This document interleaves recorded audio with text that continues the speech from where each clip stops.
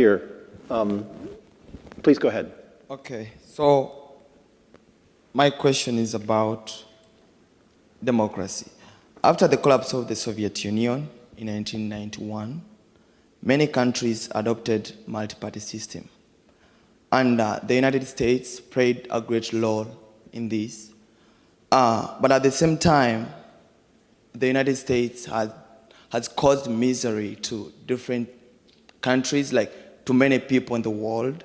And among these countries, I can say Iraq in 2003, Libya in 2011, Afghanistan in 2001 to 2021, Congo, Ukraine, and Palestine. So do you think the United States has done what it's supposed to do in the cause of ensuring that democracy serves its cause in different countries, or it has made the world the worst place to live in? I think one of the things I always guard against is turning things into either ors. You know, generally I feel like if you turn something into it's this or it's that, the truth is almost always somewhere in the middle. You know, the truth is not necessarily in the black or the white, it's in the gray. And my sense is, and I'd love for others to weigh in, but my sense is that America has done some things that are deeply unethical. It also has done some things that have a really good motive behind it and have tried to do good. And it's usually not as simple as the good things work and the bad things don't work. You know, sometimes a motive can be good, but it can be misguided. I mean, for example, one of the examples I would bring up there is Libya. I don't think that was necessarily a bad motive, in the sense that obviously with what was going on with Gaddafi, and as I understand it, you know, one of the reasons they went in was they were trying to prevent a genocide from going on. But was that smart? Was that wise? Did they have a plan for afterward? Did the results of that end up being worse than if they'd done nothing? Very possibly. You know, these are really complicated things, and even when you act from a right motive, they can go badly. And certainly I think you were certainly onto something. I don't think the United States has always acted from a high motive. Sometimes we have, sometimes we haven't.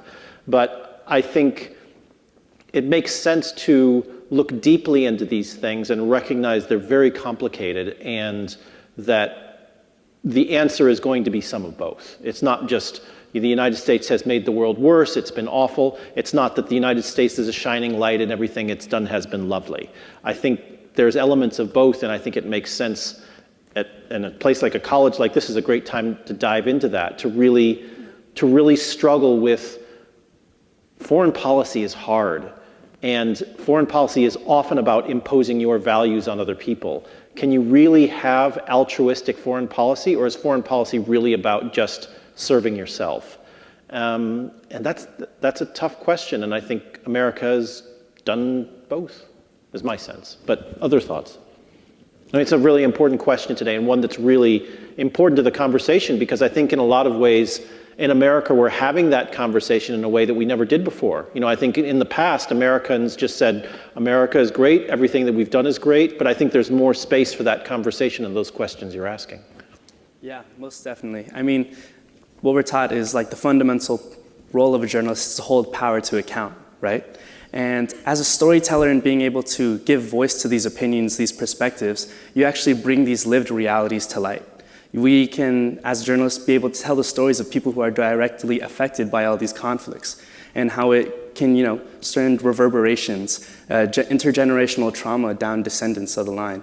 Not only am I thinking about the experience of Black Americans in America, but I think about the remnants of Japanese Americans during World War II who were wrongfully interned, something that took over 40 years to actually rectify, and they were able to gain redress, a form of reparations. And I even recently reported a story in Connecticut about how they're pushing for more Asian American history in their K-12 textbooks, so that it's not just about the Chinese Exclusion Act, which is, again, a bad thing that lasted for 70 years, only ending midway through the 20th century, the wrongful incarceration of Japanese people, but giving more light to the diversity of narratives that surround foreign policy in America.